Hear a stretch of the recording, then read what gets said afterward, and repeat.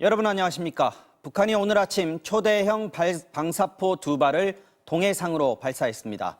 대륙간 탄도미사일 화성 15형을 발사한 지 이틀 만에 다시 미사일 도발을 한 겁니다. 북한은 이 방사포에는 전술 핵을 달 수 있다면서 우리 공군기지 한 곳당 4발씩 쏠 수 있다고 엄포도 놨습니다. 먼저 홍익표 기자의 보도입니다. 미사일이 불꽃을 뿜어내며 솟구쳐 오릅니다. 또 다른 미사일도 이동식 발사대에서 연기와 함께 치솟습니다. 북한이 오늘 오전 7시쯤부터 평안남도 숙천 일대에서 동해상으로 발사한 600mm 초대형 방사포입니다. 자체 추진의 유도 기능도 있어 우리 군은 미사일로 분류합니다. 합동참모본부가 단거리 미사일 2발을 포착했다고 밝힌 지 1시간여 만에 북한은 발사 사실을 이례적으로 신속히 공개했습니다. 동해상으로 2발의 방사포탄을 사격했습니다. 대륙간 탄도미사일 화성 15형을 쏜 지 이틀 만에 다시 도발에 나선 겁니다. 북한은 B-1B 전략폭격기 등이 동원된 어제 한미연합훈련을 상세히 거론하며 맞대응임을 인정했습니다.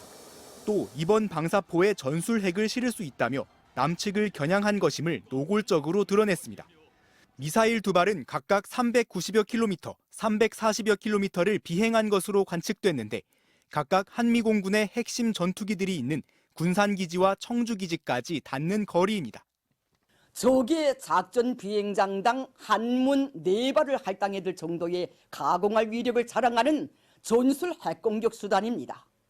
김여정 부부장도 이틀 연속 담화를 내놓고 대륙간 탄도미사일 발사와 관련해서 태평양을 사격장으로 활용하는 빈도는 미군의 행동 성격에 달려있다고 경고했습니다.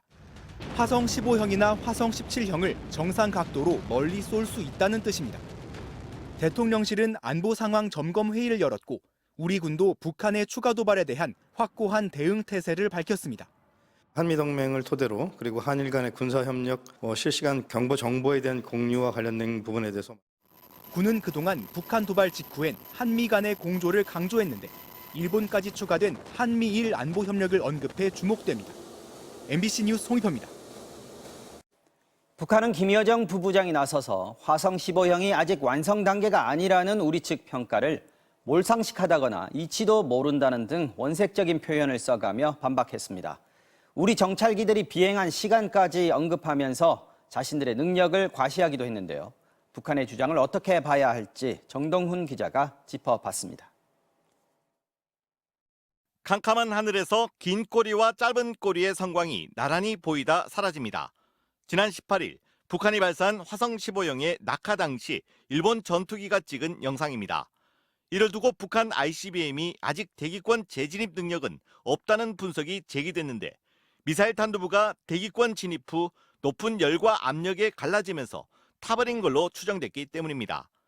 그러자 북한은 김여정 부부장 담화를 통해 몰상식한 것, 이치도 모르는 것 같다며 남측 평가들을 맹 비난하고 재진입 기술은 확보했다고 주장했습니다. 고각 발사를 하게 되면 2단 추진체와 탄두가 분리돼 가까이에서 같이 떨어지기 때문에 성광이 2개로 갈라진 것처럼 보일 수 있다는 건데 정상 분리돼 재진입했다는 설명입니다. 하지만 전문가들은 기술적으로 불가능하다고 보고 있습니다. 뾰족한 모양의 탄두와 달리 추진체는 길쭉하게 생겨 빙빙 돌면서 떨어지고 무게도 달라 탄두와 같이 떨어질 수 없다는 겁니다. 공기 저항을 다른 각도로 받으면서 떨어질 텐데 얌전하게 떨어지기가 힘들지 않나 싶어요. 그리고 여러 조각이 나면서 분해가 되면서 떨어지겠죠. 북한은 발사까지 9시간 걸려 기습 능력이 떨어진다는 평가에 대해서도 반박했습니다. 김 부부장은 기습 발사는 유리한 순간을 골라 발사하는 것이라면서 당시 공중에 떠 있는 우리 정찰기가 없는 시간을 골라 기습 발사한 것이라고 주장했습니다. 그러면서 당일 우리 군 정찰기 7대가 실제로 비행했던 시간을 적시하기도 했습니다. 너희들의 어떤 정보 자산을 면밀히 살펴보고 있다가 너희들이 빈틈을 노려서 우리는 쏜 거야. 이제 강조를 한 건데 기습이라는 거는 북한의 어떤 선전적인 용어일 뿐이에요. 군은 북한도 경보 레이더를 갖고 있다면서도 실제 감시 능력은 의문스럽다는 평가입니다. 또 우리 정찰 능력을 얕잡아 보려는 기만 전술이라며 군은 정찰기 외에도 다른 정찰 자산들이 더 있다고 밝혔습니다. MBC 뉴스 정동훈입니다. 네, 이번엔 북한 도발에 대한 주변국 반응 살펴보겠습니다. 한미일 세 나라의 북핵 수석 대표들은 긴급 전화 협의를 하고 북한에 경고를 보냈는데요. 먼저 워싱턴 연결해 보죠. 자, 김수진 특파원, 미국 정부 어떤 반응입니까? 네, 국무부와 미국 인도태평양 사령부는 북한의 도발을 비난하면서 한국과 일본을 방어하는 미국의 공약은 철통 같다는 입장을 내놨습니다. 외교부 김건 한반도 평화교섭 본부장과 미국 섬김 대북 특별대표, 후나코시 다케이로 일본 북핵 수석대표도 전화로 긴급 협의를 갖고 북한이 도발로 얻을 수 있는 건 없고 대가가 따를 것이라며 경고했습니다. 반면 중국은 북한의 미사일 발사뿐 아니라 한국과 미국, 일본의 군사훈련도 지적했는데요. 한미일의 군사훈련도 긴장을 높이는 요소라는 겁니다. 자, 그런데 사실 북한 미사일 도발에 대한 미국의 반응은 어떻게 보면 천편일률적이라고 할 만큼 매번 비슷하잖아요. 강대강 대치가 계속되고 있는데 미국이 너무 신경을 안 쓰는 거 아니냐 이런 지적도 있지 않습니까? 네, 우크라이나나 대만 문제 등과 비교해서 북한 문제는 미국에게 후순위로 밀려나 있는 거 아니냐 이런 지적도 있었는데요. 미국은 우선순위가 있는 건 아니라고 했습니다. 최근 국무부 브리핑 2대목을 준비했는데요. 직접 확인해 보시죠. All of these issues are important. We don't have the luxury of being able to prioritize. All of these challenges that we face, very different challenges, the types of defensive maneuvers that we have undertaken, that is to ensure that we make good on the commitment that we.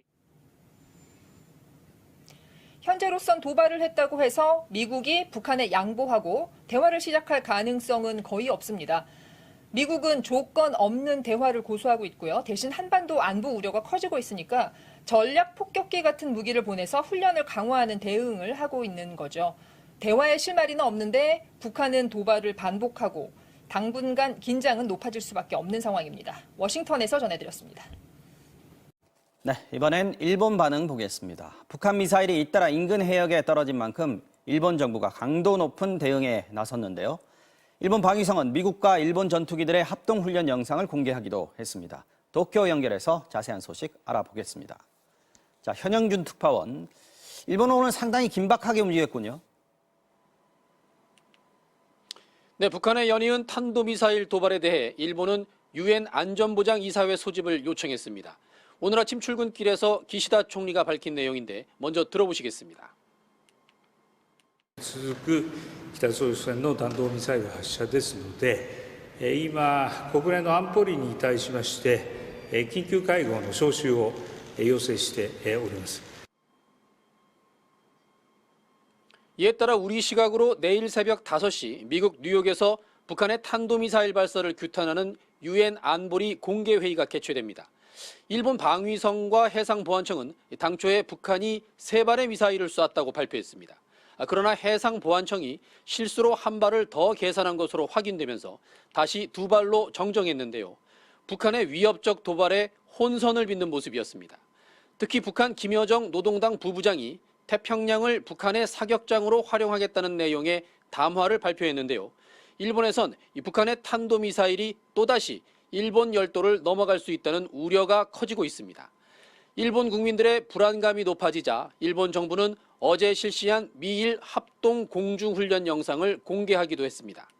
어제 훈련에선 일본 항공자위대의 F-15 전투기와 미군 F-16 전투기 그리고 죽음의 백조라고 불리는 미군 전략폭격기 B-1B가 참가했습니다.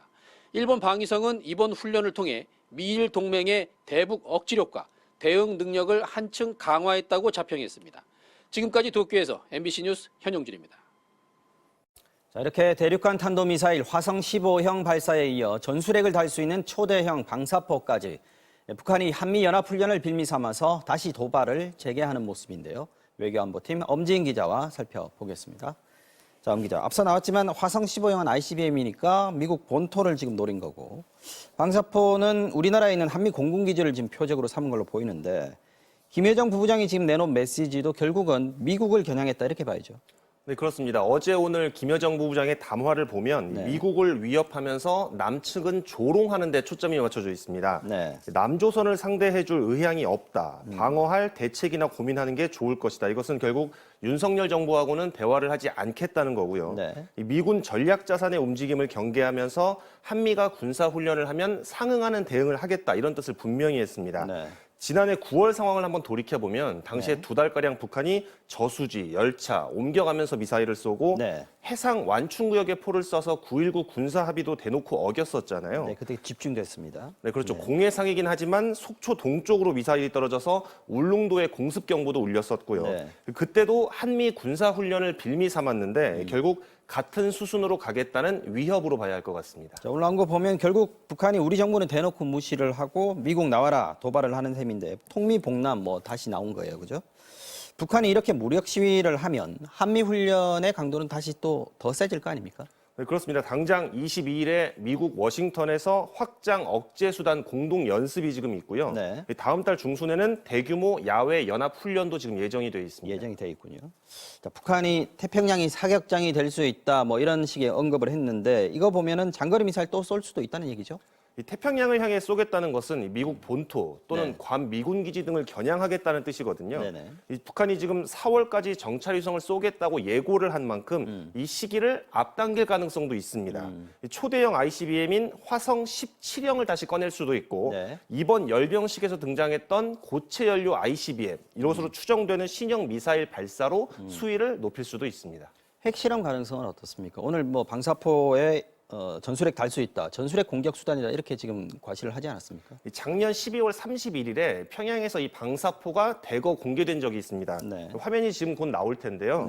네, 김정은 위원장이 당시에 뭐라고 했냐면 네. 남한 전역을 사정권에 두고 전술핵 탑재도 가능한 무기다 이렇게 직접 소개를 했습니다. 네. 공군이 열세인 북한이 한미 공군 기지를 타격할 목적으로 실전 배치하고 있는 무기인데 군은 다만 이 방사포에 실을 정도로 핵무기를 소형화하려면 추가 핵실험이 반드시 필요할 거다 이렇게 보고 반드시 있습니다. 필요하다. 북한으로서도 핵실험은 뒤가 없는 선택이 되겠지만 7차 핵실험에 대한 우려가 다시 높아질 수 있습니다. 자, 정부가 이번 북한 도발 이후에 추가 제재, 대북 제재를 내놨죠. 어떤 의미로 봐야 됩니까? 근데 북한의 광물을 거래하거나 제재를 피해서 바다에서 기름을 옮겨 실는 것으로 의심된 기관 5곳, 또 네. 여기에 개입한 것으로 보이는 개인 4명이 지금 추가됐는데요. 네. 의도는 북한의 자금줄을 더 차단해 보겠다는 건데 이 남북 교류가 이미 끊겨 있고 또 이분들이 이미 미국의 제재를 받고 있는 상황이라서 실효성보다는 상징성, 또 공조의 의미가 더 큰 것으로 봐야 할 것 같습니다. 네, 엄지희 기자 잘 들었습니다.